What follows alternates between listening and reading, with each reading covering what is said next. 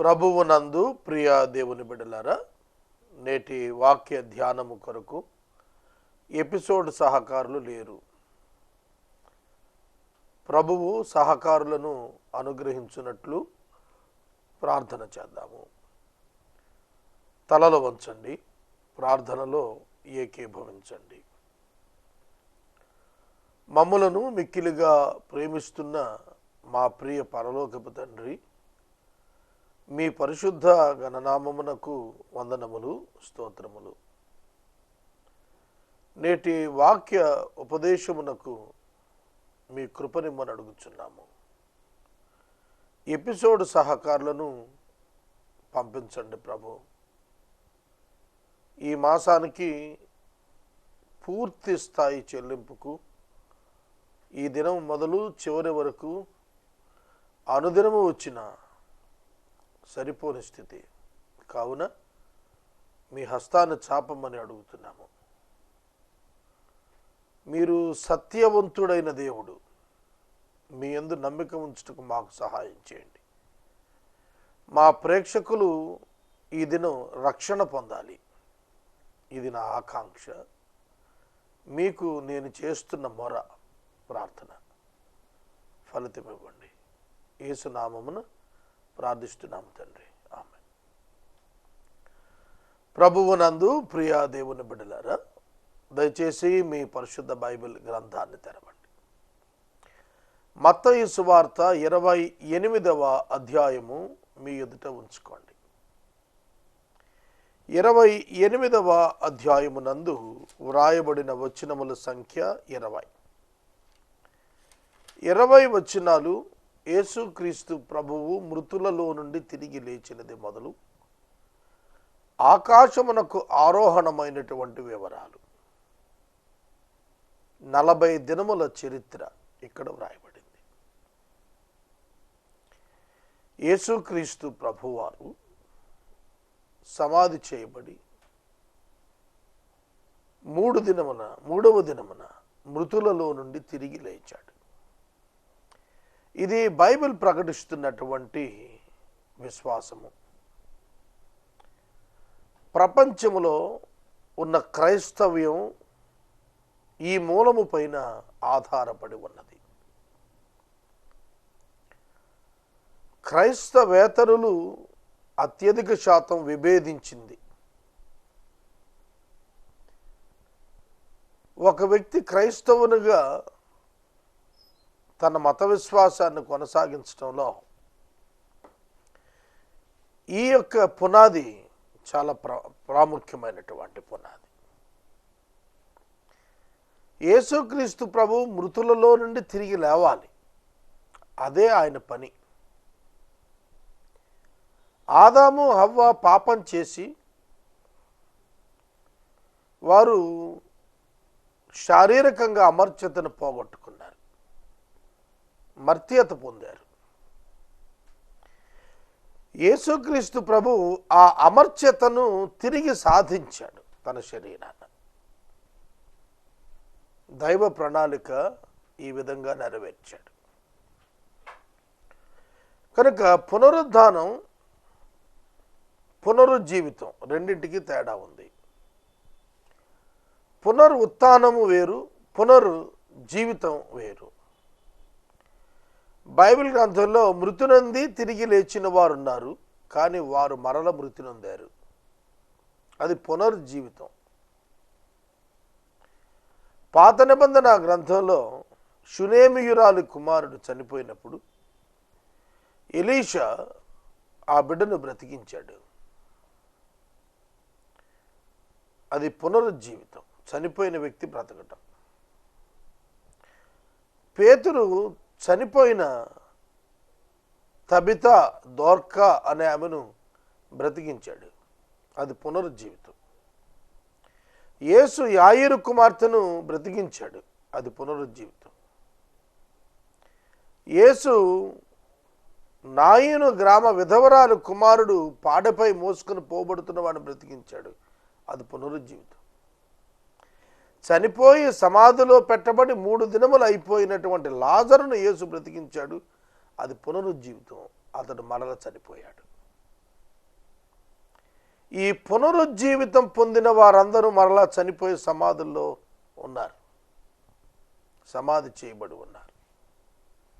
యేసు పునరుద్ధానమున మొదటి ఫలము, the first fruit in resurrection. కనుక ఆయన యందే పునరుద్ధానము జరుగుతుంది. జాగ్రత్తగా వినాలి.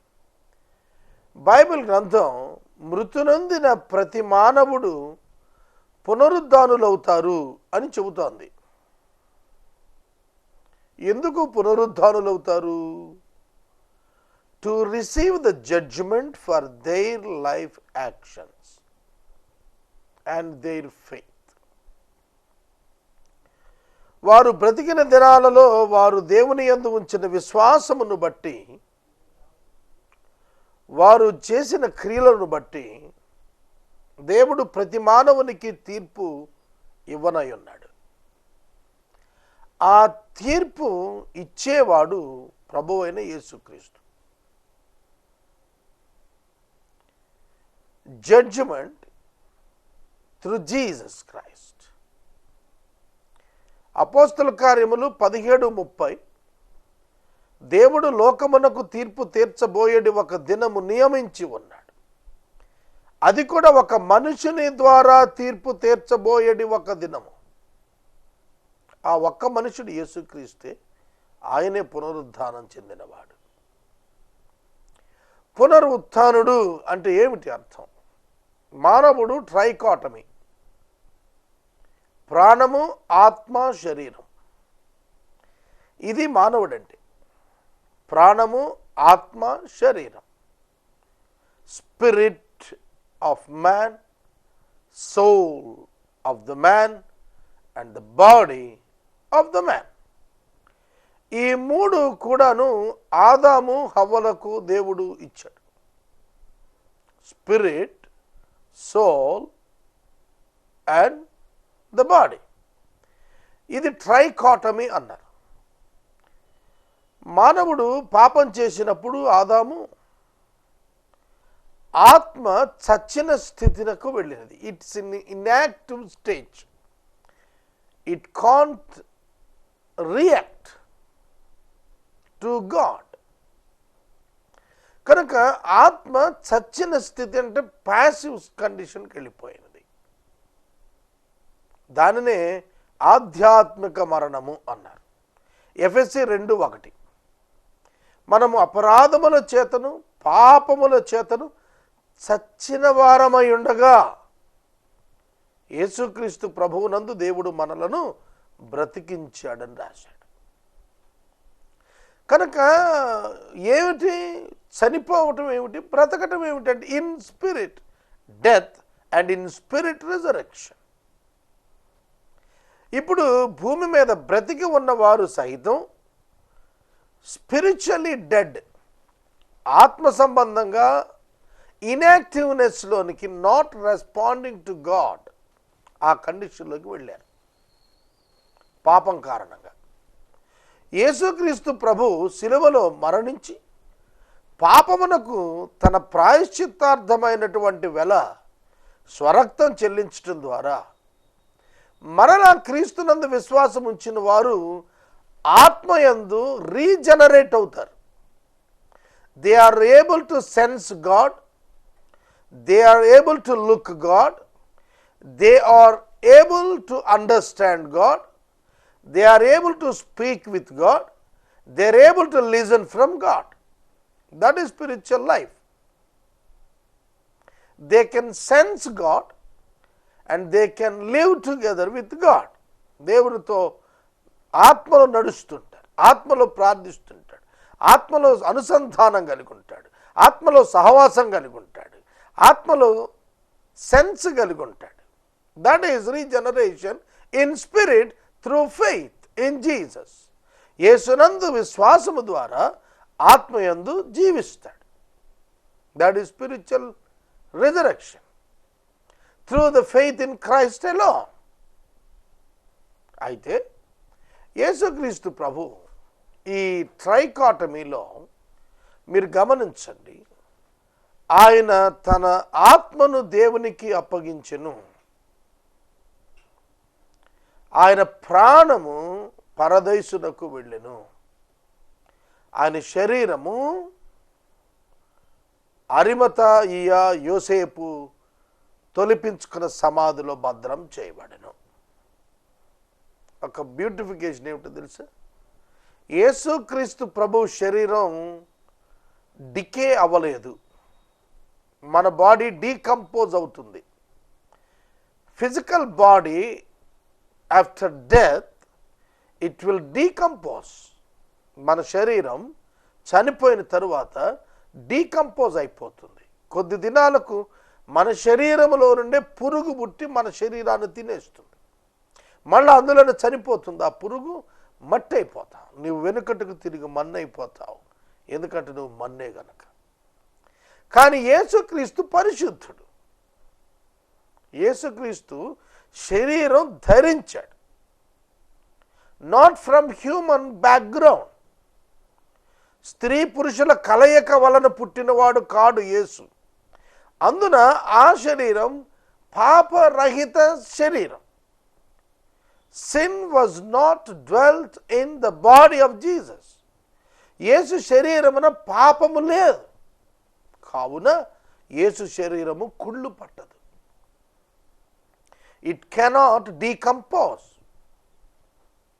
శరీరం కుళ్ళిపోదు, కానీ మనుషులదైతే కుళ్ళిపోదు. మానవ శరీరం అట్లా పెట్టి కూర్చొని దుర్వాసన వచ్చేస్తుంది. చూడు, మనం కూర్చోలేము అక్కడ. మట్టిలో కప్పటం కానీ, తగలబెట్టి బూడిద చేసేయటం కానీ, లేకపోతే ఎవరు ఉండలేరు అక్కడ. కనుక యేసుక్రీస్తు ప్రభువు యొక్క శరీరం పరిశుద్ధమైనటువంటిది. కనుక it's a perfect temple of God. ఆ శరీరం, యేసుక్రీస్తు యొక్క శరీరం ఖచ్చితమైన దైవ ఆలయముగా ఉన్నది. అందుకనే యేసు అన్నారు, నన్ను చూచిన వాడు తండ్రిని చూచి ఉన్నాడు.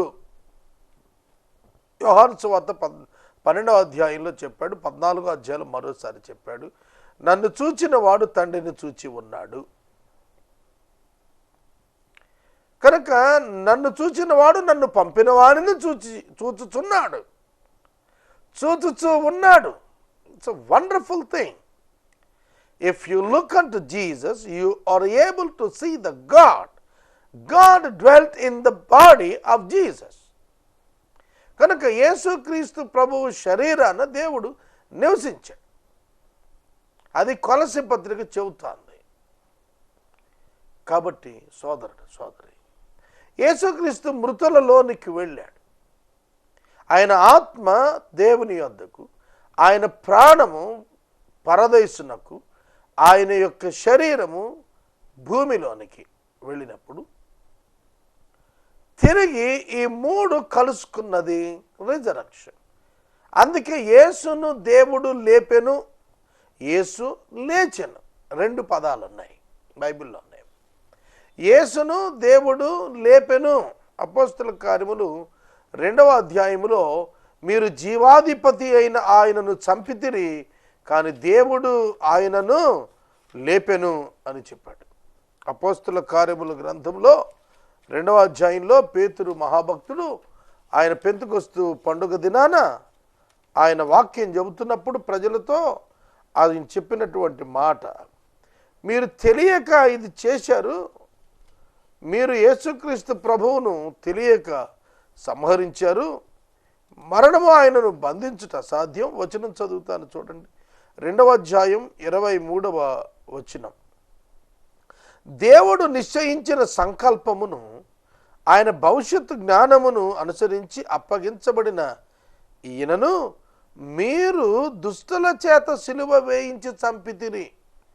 మరణము ఆయనను బంధించి ఉంచుట అసాధ్యము గనుక దేవుడు మరణ వేదనలు తొలగించి ఆయనను లేపెను. ఆయనను లేపెను. అలాగే మత్తయి సువార్తలో 28వ అధ్యాయం 6వ వచనములో, ఆయన ఎక్కడ లేడు, తాను చెప్పినట్లే ఆయన లేచి ఉన్నాడు అని రాసింది. ఒక చోట యేసు లేచి ఉన్నాడు అని ఉంది, మరొక చోట దేవుడు ఆయనను లేపెను అని ఉంది. Both statements are right. Both the statements are right. తండ్రి యొద్ద నుండి ఆత్మ వచ్చును, పరదైసు నుండి ప్రాణం వచ్చును. అర్థమవుతుందా? మీకు మాట చెబుతాను, సింపుల్ ఎగ్జాంపుల్. నేను నిద్రపోతున్నప్పుడు మీరు వచ్చి లేపారు. నేను లేచానా, మీరు లేపారా? రెండు ఒకసారి ఆలోచించండి. మీరు లేపారు, ఖచ్చితంగా మీరు లేపారని చెప్పాలా. నేను లేచాను కనుక నేను లేచానని చెప్పాలి. ఇది సజీవునికే సాధ్యమవుతుంది. ఒక మనిషి చనిపోయిన వాడిని ఎవరైనా వచ్చి లేపితే లేస్తాడా? It is not in condition to wake up. తిరిగి లెగటానికి అర్హత లేని వ్యక్తి కనుక, అసాధ్యమైన వ్యక్తి కనుక లెగలేడు, ఎందుకంటే చనిపోయినాడు. కానీ యేసు నిత్యం సజీవుడే. ఆయన మృతుడయ్యాడు, కానీ ఆయన యుగ యుగములకు సజీవుడుగానే ఉన్నాడు. ప్రకటన 1:18. కనుక యేసును దేవుడు లేపెను అనగా ఆత్మ ప్రాణము శరీరములను కలుసుకునుట దేవుడు లేపెను. యేసు తిరిగి లేచెను. ఆత్మను శరీరమును ఆయన ప్రాణము వచ్చి కలుసుకునుట, అది సెల్ఫ్ విల్ అందులో ఉంది. ఒలేషన్ సోలులో సెల్ఫ్ విల్ ఉంది. కనుక ఆయన లేచునని చెప్పటానికి ప్రాణము వచ్చి ఆత్మ శరీరముతో కలుసుకొనెను. ఈ మూడు కలిసినప్పుడు ఒక విస్ఫోటనాత్మకమైనటువంటి మహామెరుపుతో కూడిన శబ్దంతో ఆయన పునరుద్ధానం జరిగింది. కనుక ఆయన పునరుద్ధానుడు అయినప్పుడు జరిగిన మహోన్నతమైన ఘట్టం ఏమిటంటే, పరలోకం నుండి దేవదూత వచ్చి రాయి పొర్లించి దాని మీద కూర్చున్నాడు. ఆయన మృతుల్లో నుండి లేచి వెలుపట్టుకొచ్చాడు. ఆయన శరీరమునకు చుట్టబడిన వస్త్రములు ప్రేత వస్త్రములుగా చెప్పబడినవి, అవి మడిచి ఒక పక్కన పెట్టబడ్డాయి. ఎక్కడ పట్టాడు? పడేలా. యేసు మృతులలో నుండి లేచినప్పుడు ఆయన మహిమ శరీరంతో లేచారు. It will not die again, మరల చనిపోదు. అమర్త్యత ధరించుకున్న శరీరం. జాగ్రత్తగా వినండి. యేసు మరియ గర్భాన్న శరీరాకృతి ధరించినప్పుడు మర్చమైనటువంటి శరీరము దాల్చాడు. విచ్ కెన్ బి డైడ్, మరణించు శరీరం దాల్చాడు. మరణించున్నట్లుగా శరీరం దాల్చాడు. హెబ్రీ పత్రిక 2:14-15. ఏలయనగా ఆ ప్రకారమే ఆ పిల్లలు మరణము యొక్క బలము కలిగిన అపవాదికిని మరణదాస్యమునకు లోబడి ఉండుట వలన వారిని మరణము నుండి విమోచించుటకు, విడిపించుటకు, తన మరణం ద్వారా విడిపించుటకు ఆయన కూడా రక్త మాంసములలో పాలిభాగస్థుడాయను. యేసుక్రీస్తు కూడా రక్తము మాంసముతో ఆయన భాగస్థుడయ్యాడు. యోహాను పత్రికల్లో రాశాడు, ఆయన రక్తము నీరు మిళితమైన వాడు. అంటే physical body, soul, life and spirit, ఆత్మయు శరీరము ప్రాణము ఒకదానిని ఒకటి కలుసుకొని సాక్ష్యమిస్తున్నాయి అన్నాడు. Physical body is giving the testimony and the soul of Jesus is giving the testimony at the paradise and the Spirit of God is testifying by God himself. దేవుని చేత ఆయన ఆత్మ సాక్ష్యం చెప్పబడుతోంది, ఈయన నా ప్రియ కుమారుడు. అలాగే పరదేశంలో దొంగ, మార్పు నొందిన దొంగ ప్రభువు కలిసి వెళ్ళారు. అక్కడ పరదేశ సాక్ష్యం ఇస్తోంది సోల్ లైఫ్ కొరకు, ఆయన సమాధి సాక్ష్యం ఇస్తుంది శరీరం. They buried him. కనుక యేసుక్రీస్తు ప్రభు మృతులలో నుండి తిరిగి లేచినప్పుడు అమర్చుడై తిరిగి లేచాడు. ఇక ఆయనకు మరణం ఉండదు. ఆయన తిరిగి లేచి 2000 సంవత్సరాలు అయ్యింది. ఆయన మృతులలో నుండి లేచిన తరువాత 11 పర్యాయములు భూమి మీద 40 దినాల లోపట కనపడ్డాడు. 40 days 11 times బైబిల్ రికార్డ్. అయితే అందులో మత్తయి సువార్తలో ఒక్కటే ఉంది. నేను వాస్తవంగా 11 చెప్పాలనుకున్నానండి. అయితే 11 చెబితే మత్తయి సువార్త వ్యాఖ్యానంలా ఉండదు. అది నేను ఇతర గాస్పల్స్లోకి వెళ్ళాల్సి వస్తుంది. మార్క్, లూకా, యోహాను ముగ్గురు పునరుద్ధానం గురించి, పునరుద్ధాన ప్రత్యక్షతలను గురించి రాశారు. కాబట్టి ఈ 28వ అధ్యాయం మత్తయి సువార్త దగ్గర ఆయన తిరిగి లేచినటువంటి వృత్తాంతంలో 10వ వచనం, 9వ వచనం, 10వ వచనం దగ్గర ఒక ప్రత్యక్షత, అలాగనే తిరిగి ఆయన ఆరోహణం అవుతున్నప్పుడున్న ప్రత్యక్షత, 16వ వచనంలో 11 మంది శిష్యులు గలిలయకు వెళ్ళినప్పుడు వారికి చివరిగా ఇవ్వబడినటువంటి ప్రత్యక్షత. 500 మందికి పైగా ఆయన ఆరోహణాన్ని చూచారు అంటాడు పౌలు గారు కొరింథీ పత్రికలో. ఆయన 500 మందికి పైగా కనపడ్డాడు. మిరాకలస్ థింగ్ ఏమిటంటే, యేసుక్రీస్తు ప్రభు 11 మార్లు ప్రత్యక్షం అయినప్పుడు ఆయన he exposed his physical body. విచిత్రం, ఇట్స్ ఎ గ్లోరియస్ బాడీ, మహిమ దేహము. It can travel through the material. తలుపులు వేసుండగా లోపలికి వచ్చాడు. తలుపులు వేసుండగా ఫిజికల్ బాడీ రాలేదు. ఇప్పుడు మనం తలుపు వేసుంటే లోపలికి వెళ్ళలేం. కానీ యేసు ఆ మిస్టికల్ బాడీ అన్నాడు మార్కు సువార్తలో, మారు రూపం అని అన్నాడు. మిస్టికల్ బాడీ అది ఎవరికి ప్రత్యక్షత ఇస్తే వారు చూడగలిగేది, ఎవరికి గ్రహింపు ఇస్తే అక్కడ వారు తెలుసుకోగలిగారు. ఎమ్మాయి గ్రామానికి వెళుతున్నప్పుడు ప్రక్కనే నడిచాడు, but they did not recognize Jesus. కానీ వారితో ఇంటిలోనికి వెళ్ళిన తరువాత ఆ రొట్టె విరిచినప్పుడు వారి కళ్ళు తెరవబడ్డాయి. కాబట్టి భౌతిక నేత్రం ఆయన గుర్తుపట్టలేకపోయింది. తోమా లేనప్పుడు శిష్యులతో గదిలో మాట్లాడారు.